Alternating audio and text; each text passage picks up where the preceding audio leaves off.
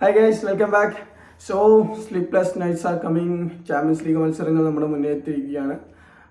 ഇന്നാണ് മത്സരങ്ങൾ നടക്കാൻ പോകുന്നത്. ഇന്നും ടെക്നിക്കലി നാളെ രാത്രി 12:30 എന്ന് വെച്ചാൽ ഇന്ന് രാത്രി 11:59 കഴിഞ്ഞുള്ള 12:30 ആണ് മത്സരങ്ങൾ വരുന്നത്, ഫസ്റ്റ് റൗണ്ട് മത്സരങ്ങൾ വരുന്നത്.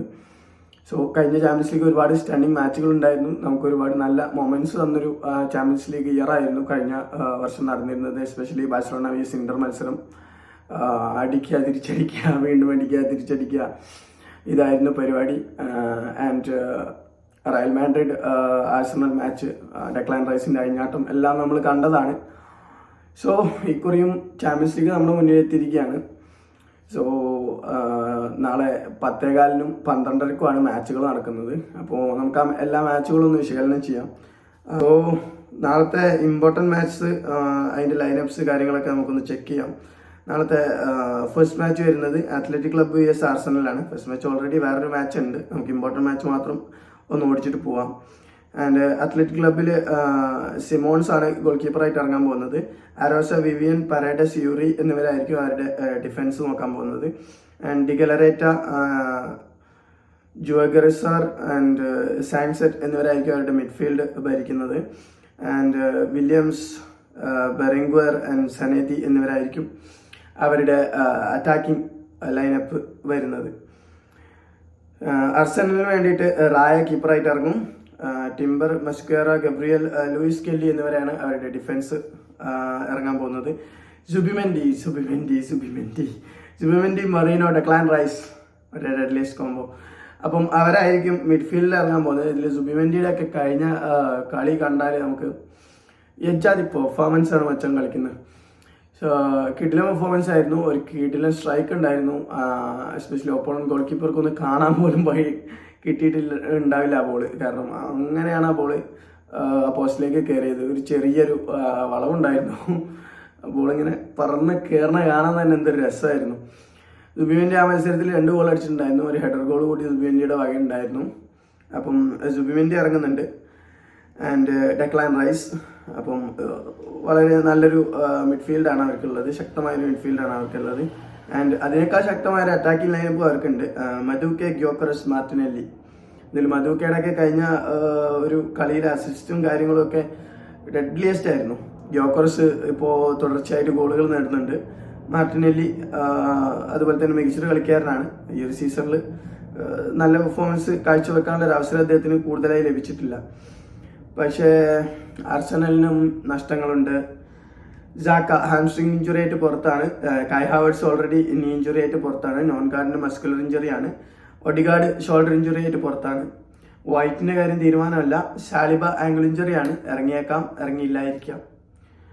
ഇതാണ് നമ്മുടെ ആർസണൽ വിഎസ് അത്ലറ്റിക് ക്ലബ് മാച്ചിലെ ലൈനപ്പ്. അതിലെടുത്ത് പറയേണ്ട ഒരു കാര്യം, നിക്കോ വില്യംസിന്റെ ആ ഒരു ഡ്രിബിളിങ്ങും കളിയും കാര്യങ്ങളൊക്കെ നമുക്ക് മിസ്സാവും. ഒരു വച്ചയിലായിട്ടുള്ള പ്ലേയും കാര്യങ്ങളൊക്കെ നമുക്ക് മിസ്സാവും, കാരണം അദ്ദേഹത്തിന് പരിക്കാണ്. സോ നമുക്ക് നെക്സ്റ്റ് മാച്ചിലേക്ക് പോവാം. നെക്സ്റ്റ് മാച്ച് വരുന്നത്, ഇമ്പോർട്ടൻറ്റ് മാച്ച് വരുന്നത് ജുവന്റസ് വിഎസ് ബൊറൂസിയ ഡോർട്ട്മണ്ട് ആണ്. അതൊരു ടൈറ്റ് മാച്ച് ആയിരിക്കും, 50-50 മാച്ച് ആയിരിക്കും, കാരണം തുല്യ ശക്തികളുടെ പോരാട്ടമാണ്. ജുവന്റസിന് വേണ്ടിയിട്ട് ഡി ഗൊറേറോ ആണ് ഗോൾ കീപ്പറായിട്ട് ഇറങ്ങാൻ പോകുന്നത്. Gatti, Bremer, Kelly, Kalulu and Locatelli, Thuram, Cambiaso, Koopmeiners and Kenan യസീദി, ഡേവിഡ് എന്നിവരാണ് നമ്മുടെ യുവന്റസിന് വേണ്ടിയിട്ട് ഇറങ്ങാൻ പോകുന്നത്. അതിൽ മിറേറ്റി തൈ ഇഞ്ചുറി ആയിട്ട് ഔട്ടാണ്. ഫ്രാൻസിസ്കോ, കോൺസലിയോ ആൻഡ് സെഗുറേവോ ഫിറ്റ്നസ് ഇഞ്ചുറി, മസ്കുലർ ഇഞ്ചുറി ഒക്കെ ആയിട്ട് ഇവരൊക്കെ പുറത്താണ്. ആൻഡ് ബൊറൂസിയ ഡോർട്ട്മണ്ടിനാണെങ്കിൽ കോബലാണ് കീപ്പർ. റയേഴ്സൺ, ആൻഡിസൺ ആൻഡ് ബെൻസെബിനി എന്നവരായിരിക്കും അവരുടെ ഡിഫൻസ് നോക്കുന്നത്. അതായത് 3 ഡിഫൻഡർമാരെ ഉണ്ടാവുള്ളൂ. ആൻഡ് കോട്ടോ ബെല്ലിംഗ്ഹാം അല്ല കേട്ടോ, റയലിൻ്റെ ബെല്ലിംഗ്ഹാമിൻ്റെ ബ്രദറാണ്. ആൻഡ് നമേച്ച, സ്വെൻസൺ എന്നിവരായിരിക്കും അവരുടെ മിഡ്ഫീൽഡ് നോക്കുന്നത്. ആൻഡ് ഐദീനി, ഗൊറാസി, ബയർ എന്നിവരായിരിക്കും അവരുടെ അറ്റാക്കിങ് നോക്കുന്നത്. ഇതിൽ ഗൊറാസിയൊക്കെ അത്യാവശ്യം നല്ല രീതിക്ക് ഗോൾ സ്കോർ ചെയ്യുന്ന പ്ലെയറാണ്. ഇതിൽ കാൻ, ഫാബിയോ സിൽവ, ഗ്രോസ്, സ്റ്റോക്ക് ബാക്ക്, സുലെ ആൻഡ് അൻസലിമിനോ, ബ്രണ്ണറ്റ് ഇവരെല്ലാം ഔട്ടാണ്. നെക്സ്റ്റ് മാച്ചാണ് നമ്മളെല്ലാവരും നോക്കിക്കൊണ്ടിരിക്കുന്ന match. Real Madrid vs Marseille match. Real മാഡ്രിഡിന് നാളെ കളിയുണ്ട് ഗൈസ്. സോ റയൽ മാഡ്രിഡിലെ ലൈനപ്പ് നമുക്കൊന്ന് നോക്കാം. കോട്ടുവായിരിക്കും അവരുടെ ഗോൾ കീപ്പർ.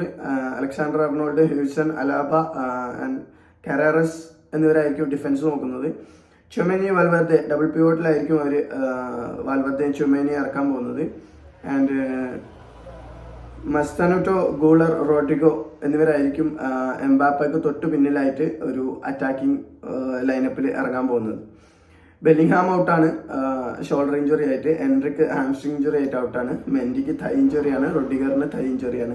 ഇതിൽ റൊഡിഗറിന്റെ ലോസും ബെല്ലിംഗ്ഹാമിന്റെ ലോസും അവർക്ക് വലിയൊരു നഷ്ടമായിരിക്കും റയൽ മാഡ്രിഡിന്. എങ്കിൽ പോലും കഴിഞ്ഞ കളിയൊക്കെ നമുക്ക് നോക്കുകയാണെങ്കിൽ അവരെ 10 പേരും ആയിട്ട് പോലും ആ കളി ജയിച്ചു എന്ന് പറയുമ്പോൾ, അല്ലെങ്കിൽ ആ ഒരു 30 മിനിറ്റ്സ് ആ റെഡ് കാർഡ് കിട്ടുന്നവരെയുള്ള റയൽ മാഡ്രിഡിന്റെ കളിയൊക്കെ വെച്ച് നോക്കുകയാണെങ്കിൽ റയൽ മാഡ്രിഡാണ് ഫേവറേറ്റ്സ്. റയൽ മാഡ്രിഡാണ് ജയിക്കാൻ സാധ്യത. മാർസലയുടെ ചാൻസ് വളരെ ലോ ആണ് എന്ന് തന്നെ പറയേണ്ടി വരും. ആൻഡ് നെക്സ്റ്റ് മാച്ച് വരുന്നത് ടോട്ടനാം vs വില്ലാറയൽ മാച്ചാണ്. ഇതും തുല്യശക്തികളുടെ ഒരു പോരാട്ടം തന്നെയാണ്. ടോട്ടനം നിലവിൽ അത്ര ഫോമിലൊന്നുമല്ല. സോ നമുക്ക് കാത്തിരുന്ന് കാണാം മത്സരങ്ങൾ എങ്ങനെയൊക്കെ ആവും, എന്തൊക്കെ റിസൾട്ടാണ് വരാൻ പോകുന്നതെന്ന്. ചാമ്പ്യൻസ് ലീഗിലെ ഫസ്റ്റത്തെ മാച്ചുകൾ എങ്ങനെയൊക്കെ പോവും, എന്തൊക്കെ ആവും എന്നുള്ളതൊക്കെ നമുക്ക് കാത്തിരുന്ന് കാണാം. നല്ല നല്ല മൊമെന്റ്സ് ഉണ്ടാവട്ടെ, കാണാൻ കണ്ണിന് കുളിർമയേകുന്ന ഗോളുകൾ വരട്ടെ, ഒരുപാട് പുതിയ പുതിയ പ്ലേയേഴ്സുകൾ ഉയർന്നു വരട്ടെ, നല്ല നല്ല മഴവില്ലുകൾ കാണാൻ സാധിക്കട്ടെ.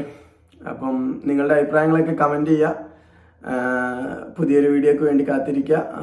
മാക്സിമം സപ്പോർട്ട് ചെയ്യുക. ചാനലൊക്കെ സബ്സ്ക്രൈബ് ചെയ്യുക. ഇപ്പോൾ സബ്സ്ക്രൈബേഴ്സൊക്കെ കുറച്ച് കുറവാണ്.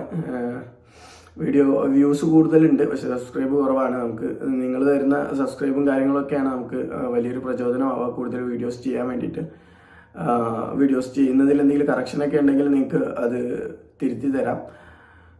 കമൻസിലൂടെ നിങ്ങൾക്ക് അതൊക്കെ അറിയിക്കാം. സോ നെക്സ്റ്റ് വീഡിയോസുമായിട്ട് വീണ്ടും വരാം. Until then bye.